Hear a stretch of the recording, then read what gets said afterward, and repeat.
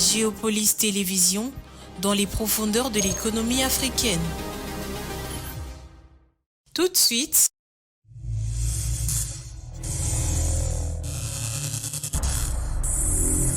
le journal.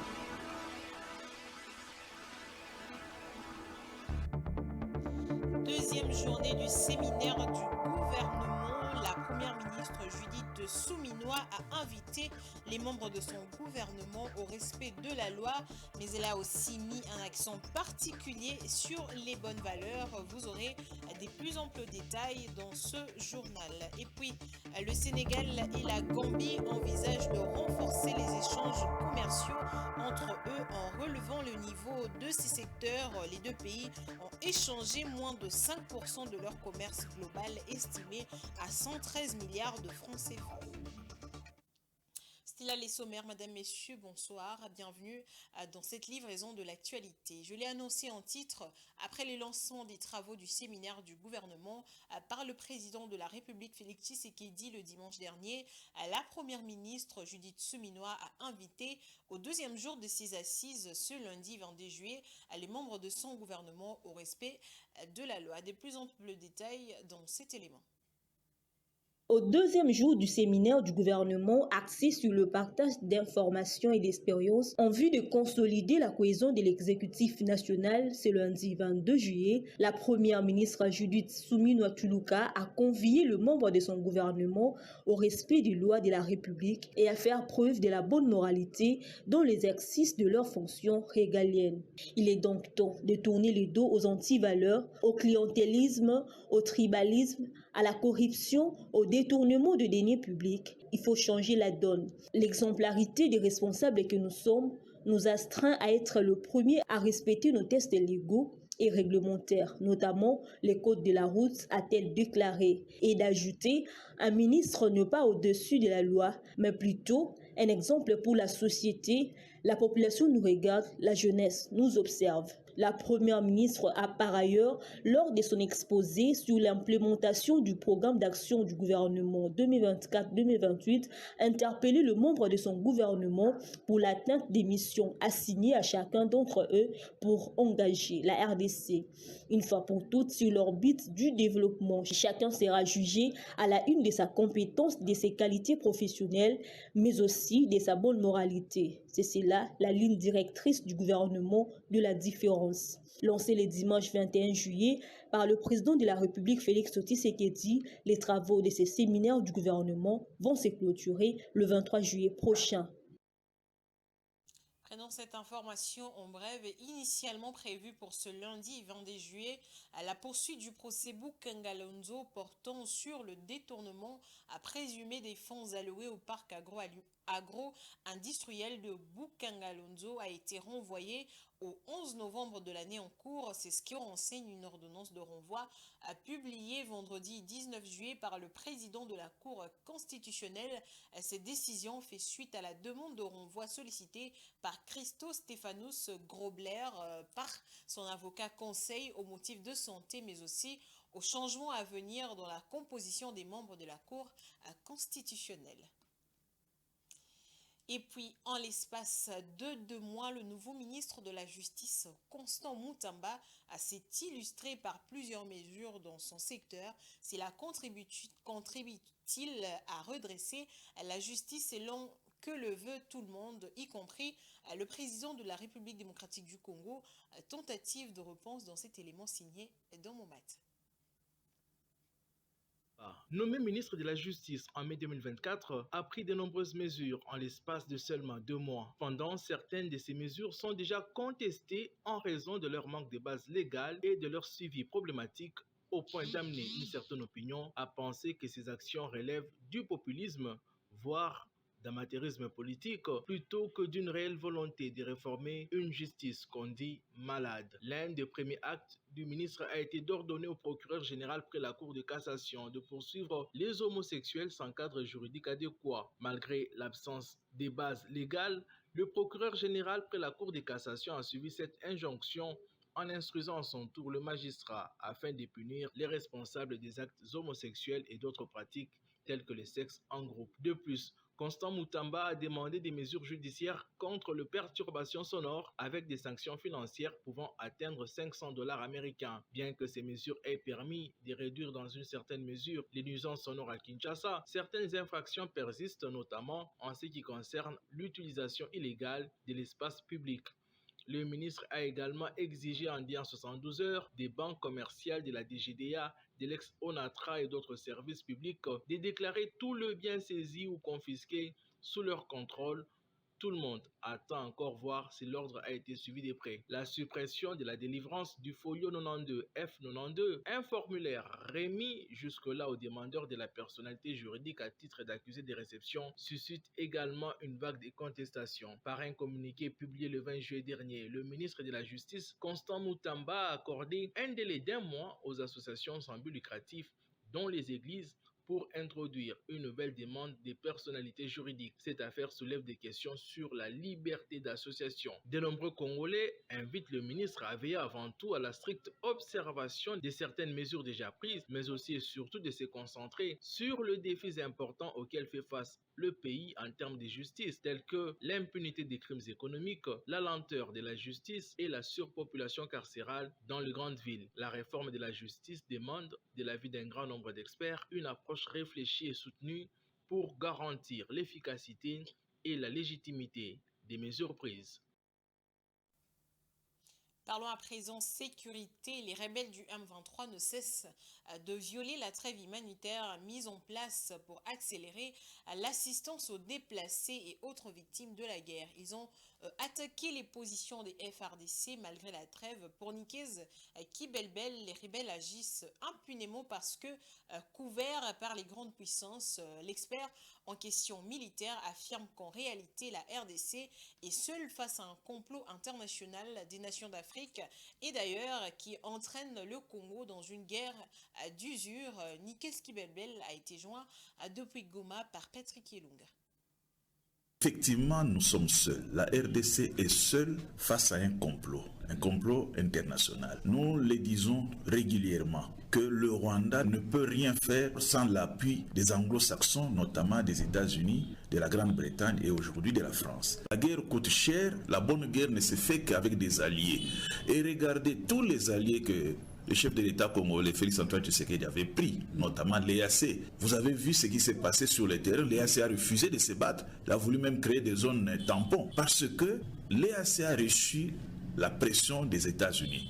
Donc la guerre se fait à travers les alliés. Or, tous ceux que nous prenons comme alliés, les anglo-saxons et ceux qui soutiennent la guerre, leur demandent de ne pas coopérer avec nous. Aussi, et ce qui prouve que même le Congo-Brazzaville, qui est un allié naturel, n'est pas avec nous. Vous prenez le Rwanda, vous prenez la querelle avec l'Ouganda, prenez même l'Angola. C'est des États clients. C'est-à-dire des États à qui les grandes puissances donnent des moyens, et ici par exemple vous avez le pétrole et autres, donnent les moyens, donnent l'argent pour aller faire des guerres par procuration. Et c'est ce que nous vivons. C'est la guerre d'usure. La guerre d'usure pour faire fatiguer les Congolais. Pour que finalement les Congolais puissent dire, bon, on nous a assez tués, on nous a assez déplacés, et nous n'avons plus rien à manger, nous sommes dans la pauvreté, acceptons ce qui arrive. C'est ça la guerre d'usure. Et dans cette guerre d'usure, le peuple congolais qui montre la résilience doit continuer à se battre. Une guerre qui vous fatigue dans la durée. Une guerre qui montre que vos dirigeants ne font rien pour vous. Une guerre qui veut détourner le peuple de son dirigeant. Une guerre d'usure dans la durée, ça fait presque 30 ans que nous sommes en guerre. Or, pour les Congolais, c'est une guerre injuste. Une guerre qui veut déplacer les populations, qui veut récupérer les terres des Congolais, qui peut accepter. Donc les Congolais se battent pour un héritage, l'héritage ancestral, la terre, leur pays, leur nation. Et ils ont compris, le peuple congolais a compris que nos voisins, les grandes puissances, sont dans le même jeu et convoitent notre terre. Et c'est comme ça, il y a le développement de la résilience pour résister. Vous avez vu même une résilience lorsqu'il y a eu volcan. La population a refusé d'aller au Rwanda. Et ceux qui sont partis sont retournés le même jour. Rendons-nous dans la province de l'Ituri où après la stabilisation et la consolidation des acquis de paix par l'administration militaire en territoire d'Irumu, place à présent au retour des déplacés. 100 ménages ont regagné leur village le week-end dernier, un retour facilité par la société minière de l'Est du Congo. Le point avec la presse militaire de l'Ituri. Les villages Kela et Kinga, dans les groupements Bassounou en territoire d'Irumu, des nouveaux peuplés de ses habitants, plus de 10 ans après les conflits armés qu'a connu cette partie de l'Ituri. Au moins 100 ménages ont regagné leur milieu d'origine. C'est le résultat de la paix restaurée par l'administration militaire en cette période de l'état de siège. Pour accompagner ces retours volontaires, la société minière de l'Est du Congo a remis le week-end dernier 1200 tôles et des matériaux de construction à la communauté locale du groupement Bassounou en chefferie de Basili. Une assistance qui servira à leur abri et un centre de santé à Matemba. Un geste salué par la population du dit groupement. Nous sommes contents pour le respect des cahiers de charges que nous leur avons déposés. Nous venons de voir les tôles et des ciments pour la construction des centres de santé et autres infrastructures.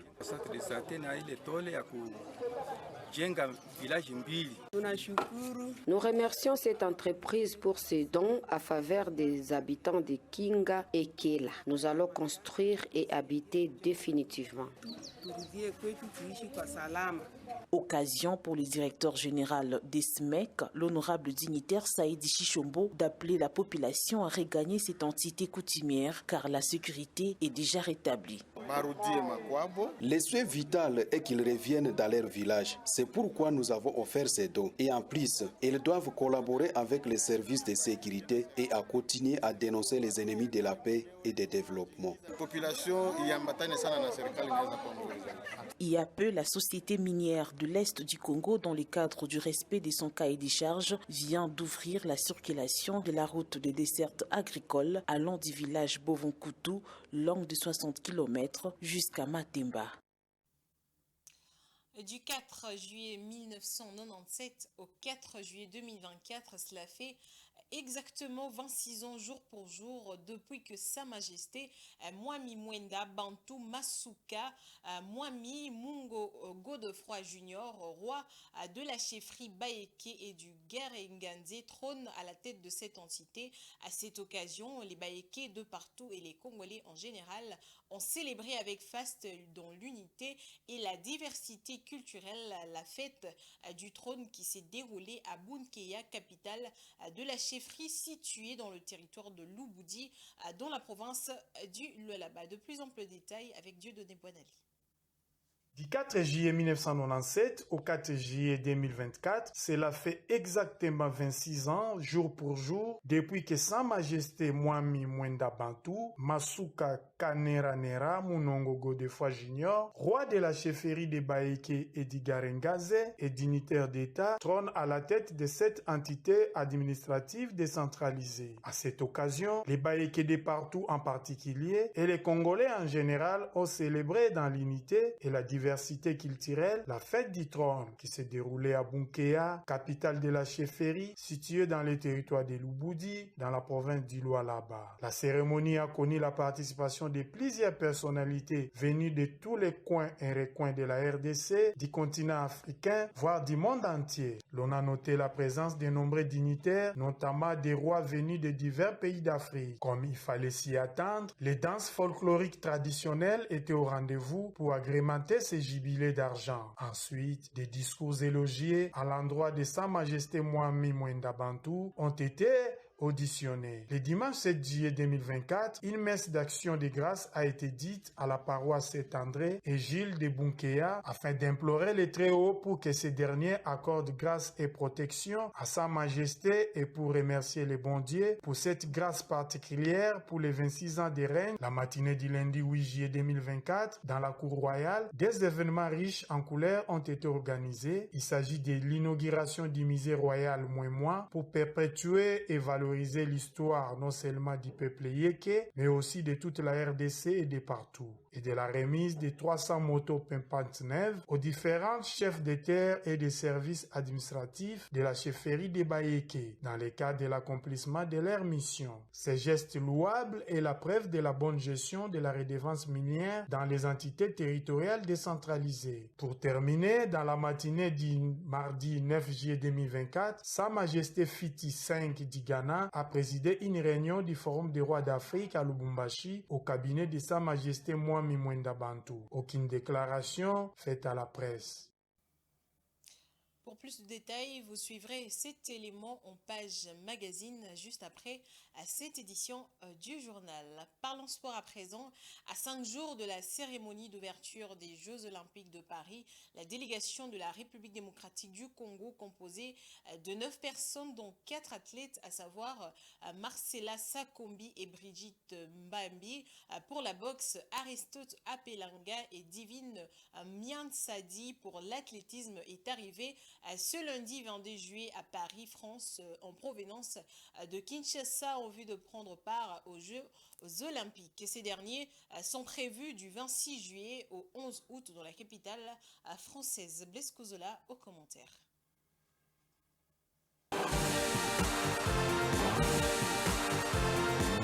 La République démocratique du Congo est dorénavant prête à prendre part aux 33e Jeux olympiques prévus du vendredi 26 juillet au 11 août 2024 à Paris en France.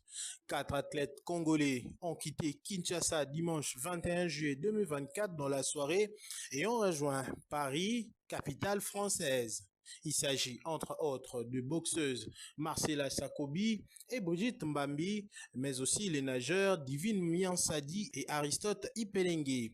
Ces représentants de la RDC rejoignent le judoka Arnold Dasso Kisoka et le sprinter Dominique Lasconi qui sont déjà sur place à Paris. Ils ne seront qu'à 6 à défendre valablement le couleur de la RDC dans ce jeu. Arrivé le 10 juillet dernier à Paris, le judoka Arnold Dasso Kisoka a participé mercredi 17 juillet 2024 à la 59e étape du passage de la flamme olympique à Villers-Cotterêts. Il a lieu de signaler qu'il ne sont que 6 athlètes à défendre valablement le couleur de la RDC au cours de ces Jeux olympiques de Paris. Quitte à savoir si la RDC aura une chance de pouvoir rafler sa toute première médaille à l'issue de ces 33e Jeux. Autre chose à présent, en marge d'un séminaire organisé ce samedi 20 juillet à l'intention des étudiants en cycle de 3e licence LMD de l'UPEN, l'initiateur de Géopolis Forum, William Albert Kalingai, a livré aux apprenants les clés de réussite d'une carrière de journaliste. Cet échange est l'initiative du professeur Achille Bunjoko, titulaire du cours de fondement du journalisme et l'environnement des médias. 2 autres panélistes ont eu à intervenir. Il s'agit de l'initiateur d'actualité.cd, Passion Ligodi, et maître Charles Ouchizé. Objectif, lier les théories à la pratique. Fiston Oleko et Ene Kabamba, témoins de l'événement. C'est dans le local 15 du bâtiment Kremlin de l'Université pédagogique nationale que ce séminaire a eu lieu dans le cadre du cours des fondements du journalisme et environnement des médias dispensé aux étudiants en cycle de la 3e année LMD. Du haut de ses 34 ans d'expérience de journaliste, William Albert Kalingai, exposant sur le thème « L'exercice et expérience du journalisme dans l'histoire de la RDC » a indiqué qu'un journaliste doit maîtriser le cadre juridique et institutionnel du métier, les technologies et il doit aussi travailler sur lui pour atteindre le succès. Tout au long de son discours, il n'a cessé de prodiguer des conseils aux aspirants journalistes et les encourager, car pour lui, le journalisme peut emmener partout. Peut-être que les gens vous ont dit que c'est un métier. C'est faux. C'est un métier extraordinaire. Ne doutez pas de votre choix. Ne doutez pas. Mais seulement, il y a 3 chantiers. Le premier chantier, Maître Moussys l'a dit, c'est le chantier du cadre légal. Il faut connaître la loi. Deuxième chantier, c'est le chantier de la technologie. Il faut s'adapter. Et troisième chantier, c'est le chantier personnel. Il faut être discipliné. Il faut être rigoureux. Il faut être économe parce que le journaliste a des ressources rares. Quand il les a, il doit les gérer avec beaucoup d'intelligence pour pouvoir aller de l'avant. Du cadre juridique et institutionnel, Maître Charles Ouchizé y est largement revenu dans son exposé intitulé « L'expérience juridique, régulation, co-régulation et autorégulation ». L'idée ici, c'est que les étudiants maîtrisent les lois et les organes qui régulent les journalistes. Vous devez être sûr que votre production est conforme au droit. Le journaliste et patron du site actualité.cd, Passion Ligodi, a exposé sur le thème « Éléments de l'environnement techno-numérique, ressources et conséquences ». L'objectif est d'emmener à s'adapter aux nouvelles technologies qui se renouvellent constamment. Il faut qu'on ait dans ce pays des journalistes qui soient forts aussi sur TikTok, forts sur Facebook, forts sur Twitter, forts sur ainsi de suite. C'est comme ça qu'on va payer. C'est comme ça qu'on va faire en sorte que notre métier existe. Après une séance de questions-réponses, les apprenants qui se sont montrés satisfaits ont remis les présents aux intervenants.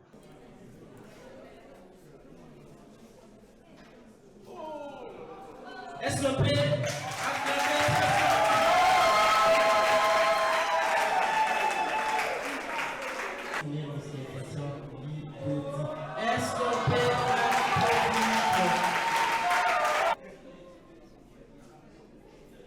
Cette expression des joies des étudiants est un sentiment d'objectif atteint pour le professeur Achille Boudjoko. Nous avons basculé dans un nouveau système qu'on appelle le système LMD.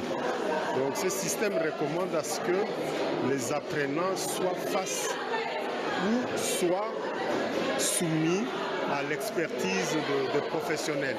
Et c'est ce principe-là que nous avons voulu respecter. Mais de notre manière, qu'est-ce que nous avons pu faire? Nous avons appelé les entrepreneurs de médias pour qu'ils viennent raconter leur expérience. Mais cela est aussi très important. Pourquoi? Parce qu'il faudrait que la jeunesse ait des modèles. Ces étudiants, premiers bénéficiaires de ce séminaire, ont promis d'appliquer toutes les directives de ces intervenants une fois dans le feu de l'action. Et ces étudiants en 3e année des sciences de l'information et de la communication n'ont pas caché leur satisfaction au regard des interventions à des panélistes. Ils se sont exprimés au micro de Ene Kabamba. Suivez.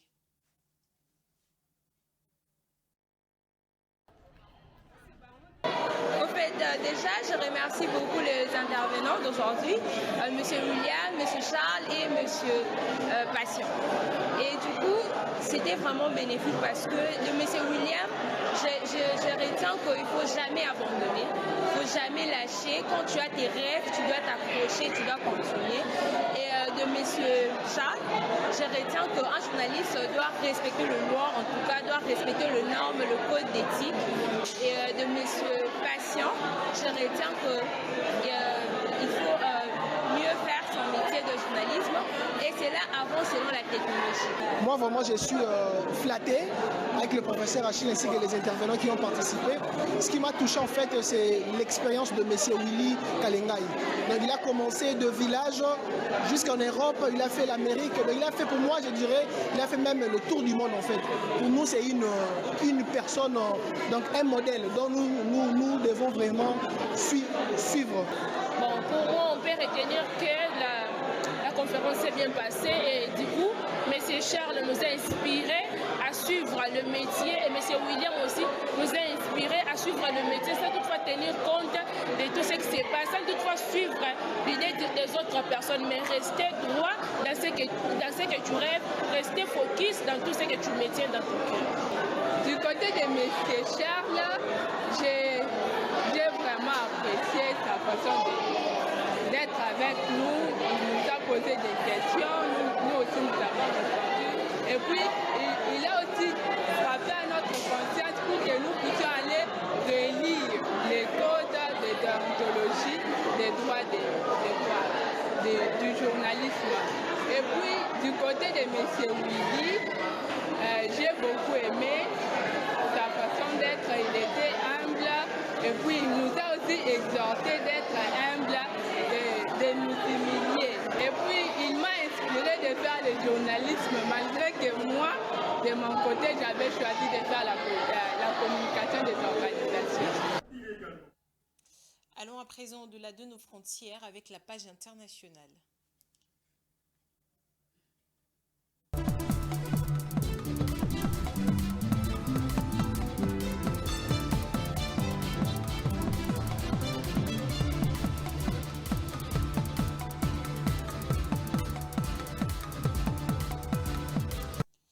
Je l'avais annoncé au sommaire, malgré la proximité géographique et culturelle entre le Sénégal et la Gambie, les deux pays voisins ont échangé à moins de 5% de leur commerce global estimé à 113 milliards de francs CFA selon le ministre sénégalais de l'Industrie et du Commerce, Serigne Gueye Diop. À cet effet, les deux pays envisagent de tout mettre en œuvre pour corriger cette situation et lever conséquemment de leurs échanges. Rachel Missenga au commentaire.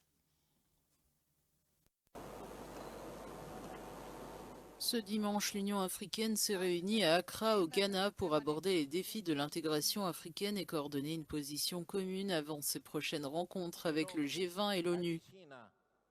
Mohamed Cheikh Razouani, président de la Mauritanie et président en exercice de l'Union africaine, a plaidé pour une accélération de l'intégration économique du continent. Nous devons intensifier nos efforts pour l'intégration économique et nous devons veiller à ce que cela se fasse dans les meilleures conditions de façon à soutenir le continent et à répondre aux aspirations de nos citoyens dans tous les pays d'Afrique.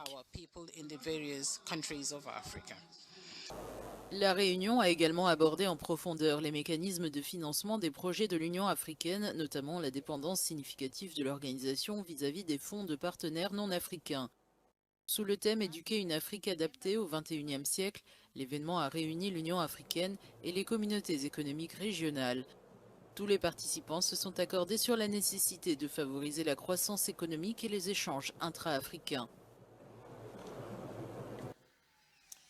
Et puis le président Joe Biden a annoncé dimanche qu'il renonçait à sa candidature à la présidence contre Donald Trump. Cette déclaration diffusée sur les réseaux sociaux a provoqué une onde de choc politique à travers tout le pays et a semé la confusion à quelques mois du scrutin. C'est un reportage d'Africa News.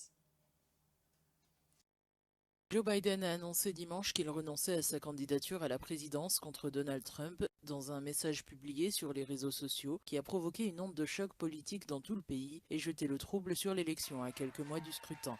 La décision de Biden intervient après une performance jugée médiocre lors des récents débats qui a poussé de nombreux parlementaires démocrates à lui demander de se retirer de la course. Je ne suis ni surpris ni choqué. Ses capacités diminuées étaient évidentes pour tout le monde, on le voit. C'est vraiment triste de voir quelqu'un passer par là. Donc oui, dur, difficile et triste. Je pense qu'il s'est très bien débrouillé en tant que président, qu'il est un grand leader. Je suis très fier de lui et j'ai hâte de voir son successeur. En se retirant, Biden a apporté son soutien à la vice-présidente Kamala Harris pour qu'elle devienne la nouvelle candidate des démocrates. Les semaines à venir seront déterminantes pour Kamala Harris, qui devra convaincre les électeurs de sa capacité à diriger le pays. Une autre façon de vous informer, mesdames, messieurs, c'est avec la revue de presse. Bonsoir madame, monsieur, bienvenue dans cette revue de presse. Au sommaire de journaux parus dans la ville de Kinshasa ce lundi 22 juillet 2024, Géopolis Hebdo titre « Félix Tshisekedi, nos concitoyens attendent le résultat tangible ». Au cours d'une brève cérémonie organisée ce dimanche dans la salle de congrès du Palais de la Nation, retransmise en direct sur la télévision publique, le président de la République Félix Antoine Tshisekedi a ouvert le séminaire gouvernemental pendant 3 jours, soit du 21 au 23 juillet 2024. La première ministre ministre et tous les membres du gouvernement vont suivre différents modules qui seront animés par des experts et autres intervenants dans le but de créer l'action et la solidarité gouvernementale. Nos concitoyens attendent des résultats tangibles, des changements concrets dans leur quotidien et nous devons être à la hauteur de leurs aspirations, a martelé le président de la République. Pour le chef de l'État, ce séminaire s'inscrit dans une démarche d'appropriation et de maîtrise des outils essentiels pour une meilleure exécution de tâches gouvernementales. Forum des As attitré, gestion durable des terres, un expert suggère aux Congolais des gestes qui sauvent. Membre de la Convention des Nations Unies pour la lutte contre la désertification, la République démocratique du Congo travaille pour l'atteinte de ses engagements d'ici 2030. Parmi ces engagements, celui de restaurer 8 milliards d'hectares. Pour y arriver, un expert, chef de division développement durable au ministère de l'Environnement, invite les Congolais au changement de comportement ou mentalité pour conserver les fonctionnalités écologiques de ces terres. M. Idi est d'avis que les Congolais doivent d'abord, au niveau de famille, adopter des bons gestes pour sauver leur environnement immédiat. Il est nécessaire d'accompagner la population en lui expliquant les bonnes pratiques pour une gestion durable des terres en République démocratique du Congo. Consultés, certains citoyens congolais ont évoqué une bonne vulgarisation ou encore sensibilisation pour comprendre qu'ils ont l'obligation de protéger les fonctionnalités écologiques de la terre. Info 27 titre, francs congolais en appréciation de 2,14% sur le marché d'échange. Intervenant en tant qu'invité vendredi 19 juillet 2024 aux assises de la 6e réunion du Conseil de ministres, la gouverneure de la Banque centrale du Congo BCC, Malangu Kabedi Mbouyi, a informé le gouvernement de développement de la conjoncture économique du pays et les perspectives. Pour ce fait, elle a indiqué que le franc congolais connaît une appréciation et une dépréciation de 0,38% en rythme hebdomadaire. D'après la chef de la BCC, l'intervention de son institution monétaire à travers la vente d'environ 50 millions de dollars a contribué à cette appréciation observée. Fin de cette revue de presse. Au revoir. Fin de cette édition, mesdames, messieurs, je vous rappelle le titre. Deuxième journée du séminaire du gouvernement souminois, la première ministre a invité les membres de son gouvernement au respect de la loi, mais elle a aussi mis un accent particulier sur les bonnes valeurs. Vous avez suivi les détails dans ce journal. Ce journal est complètement terminé. Merci à vous de l'avoir suivi et bonne suite de programme sur Géopolis Télévision. Au revoir.